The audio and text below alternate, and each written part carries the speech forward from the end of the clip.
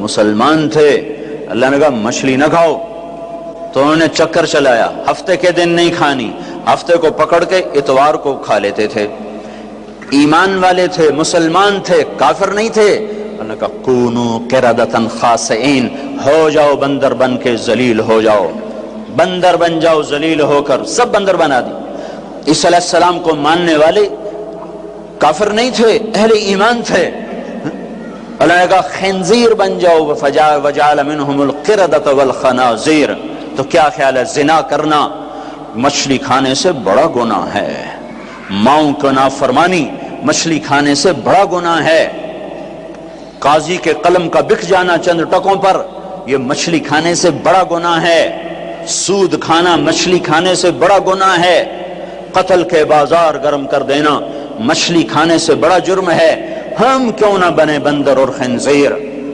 12 ربیع الاول ہے، سخت گرمی کا دن ہے، جون کا تپتا ہوا سورج نکل چکا ہے، چاشت کا وقت آتا ہے تو ایک دم جبریل دروازے پر نمودار ہوتے ہیں اور اندر آ کر بڑے ادب سے عرض کرتے ہیں یا رسول اللہ ملک الموت دروازے پہ پہنچ چکے ہیں، اندر آنے کی اجازت چاہتے ہیں۔ جہاں ملک الموت بھی پوچھ کے جائے تو آپ نے کہا ہاں آنے دو۔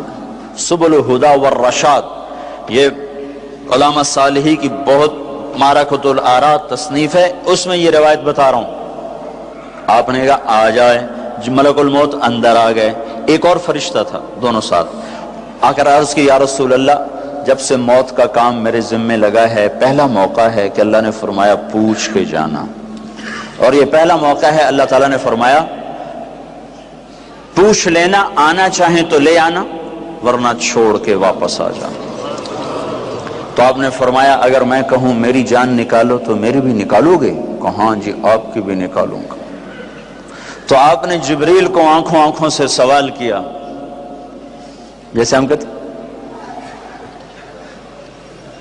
کیا رائے ہے تیری، کیا رائے ہے تیری؟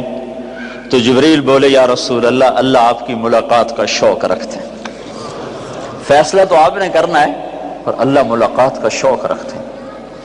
تو آپ نے فرمایا جبریل سے اچھا واپس جاؤ میرے اللہ سے پوچھ کے آؤ، میرے بعد میری امت کے ساتھ کیا کرے گا میں پھر جواب دیتا ہوں، میں جاؤں کہ رہوں۔ یہ کام اس وقت نہ ہوا ہوتا تو آج دھرتی میں مسلمانوں میں کوئی انسان نہ ہوتا سوائے کوئی ملک الموت کھڑا ہوا ہے، فرشتہ کھڑا ہوا ہے جو ساتھ آیا تھا، اور جبریل واپس پیغام لائے یا رسول اللہ اللہ تعالیٰ ارشاد فرما رہے ہیں ہم آپ کو آپ کے بعد تنہا نہیں چھوڑیں گے۔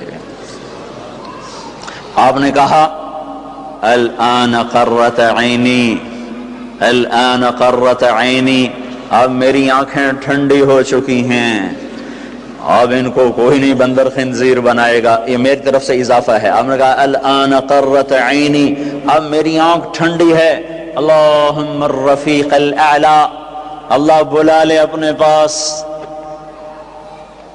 تو جبریل ایک دم غمگین ہو گیا کہ یا رسول اللہ اگر آپ نے جانے کا فیصلہ کیا ہے تو میرا بھی آج دنیا میں آخری دن ہے، آج کے بعد میں بھی لوٹ کے کبھی نہ آؤں گا۔ پھر آپ نے ملک الموت سے فرمایا اللہ کے امر کو پورا کرو۔ اوہو، جو چند لمحات باقی تھے اس میں بھی امت کو نصیحت سے خالی نہیں جانے دیا، ان اوقات کو 2 لفظ فرمائے، 2 لفظ میں سارا دین بیان کر دیا، الصلاۃ وما ملکت ایمانکم، میری امت نماز نہ چھوڑنا، نماز نہ چھوڑنا۔ ابھی رمضان میں اتنے بڑے حادثے کے بعد بھی لوگ نماز نہیں پڑھ رہے۔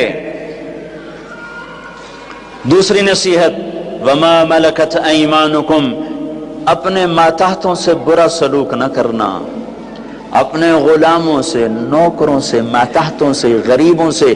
اس ما ملکت ایمانکم سے صرف غلام مراد نہیں، سارا کمزور طبقہ، غریب طبقہ، مسکین طبقہ، کہ میرا اللہ کہتا انا عند المنکسرۃ قلوبہم، ٹوٹے دلوں میں تمہیں رب ملے گا۔ صحابہ نے کہا یا رسول اللہ قیامت کے دن آپ کہاں ہوں گے؟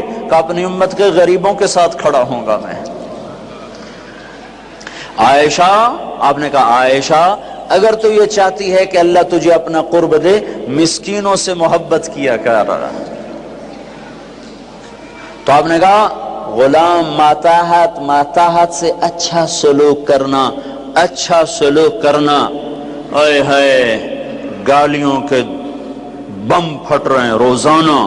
ماں بہن کی جب کوئی گالی دیتا ہے، کسی نوکر کو، کسی ڈرائیور کو، کسی ماتاحت کو جب کوئی ماں بہن کی گالی دیتا ہے تو کائنات پھٹنے کے قریب ہو جاتی ہے۔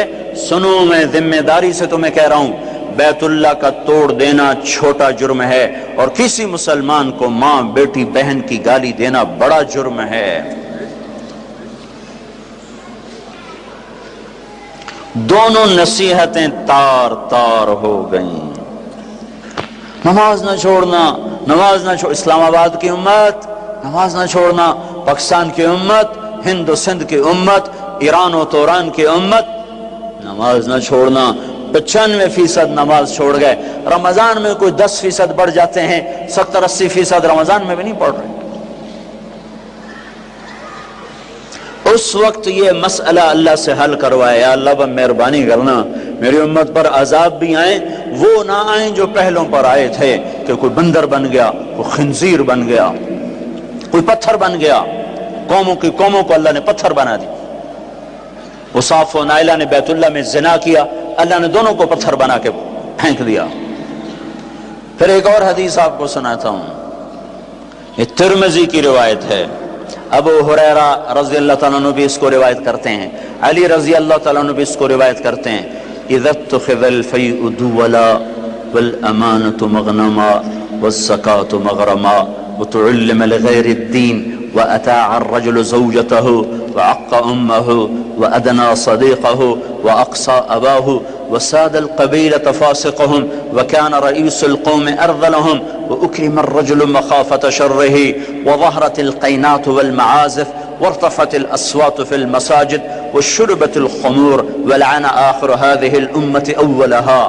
15 باتیں آپ نے فرمایا جب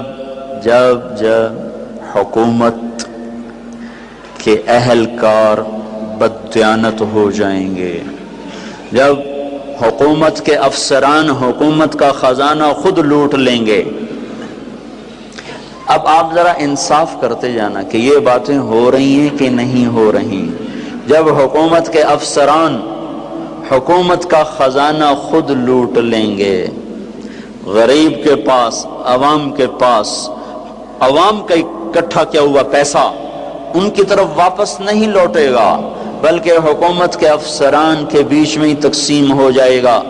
اذا اتخذ الفیء دولا، یہ ہو رہا ہے بھائی کہ نہیں ہو رہا؟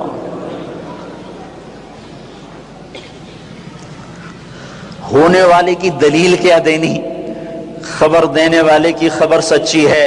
جب حکومت کے کارندے حکومت کا خزانہ خود لوٹ جائیں گے۔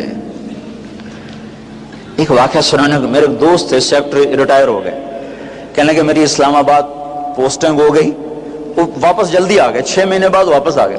میں نے کہا کیا ہوا؟ کہنے کہ میں نے سوچا اگر 1 سال رہ گیا تو یا پاگل ہو جاؤں گا یا اوروں کی طرح بددیانت ہو جاؤں گا۔ کہ میں اس عہدے پر پہنچ کر آج تک گھر نہیں بنا سکا، اور شام کو جب بیٹھتے کوئی کہتا ہے سوئٹزرلینڈ میں اتنے پیسے اکٹھے ہو گئے، امریکہ میں اتنے ہو گئے، انگلستان میں اتنے ہو گئے، اتنے پلاٹ بن گئے، اتنی جائیداد بن گئی، تو سن کہنے لگے 2 باتوں میں سے ایک کا ہونا یقینی مجھے نظر آنے لگا کہ یا میں پاگل ہو جاؤں گا یا میں کرپٹ ہو جاؤں گا۔ میں محنت کر کے پھر آ کے کھڑے لین لگ گیا ہوں کہ باقی ایام گزار دوں۔ اذا اتخذ الفیء دولا، جب حکومت کے افسران حکومت کا پیسہ خود کھا جائیں گے۔ دیکھو میرے بھائیو، یہ دنیا امتحان کی جگہ ہے، جزا سزا کی نہیں ہے۔ اللہ ظالم کو بھی دیکھتا ہے، مظلوم کو بھی دیکھ۔ ایک سیکٹری ریٹائر ہو رہا ہے، گھر نہیں بنا سکا۔ ایک سیکٹری وہ ریٹائر ہو رہا ہے اور اس کے خزانے بھرے پڑے ہیں، تو میرا اللہ دیکھ رہا ہے۔ ایک ڈی آئی جی، آئی جی، ایک تھانے دار ریٹائر ہو رہا ہے اور اس کے پاس بچے کی فیس کے پیسے کوئی نہیں ہیں، اور ایک ریٹائر اور تم مزے کی بات بتاؤں، چند دن پہلے مجھے 2 نوجوان ملنے آئے، کہا جی ہم انگلینڈ پڑھنے کے لیے جا رہے ہیں، کوئی ہمیں نصیحت فرمائے۔ میں نے پوچھا تمہارے والد کیا کرتے ہیں؟ کہا جی پٹواری ہیں۔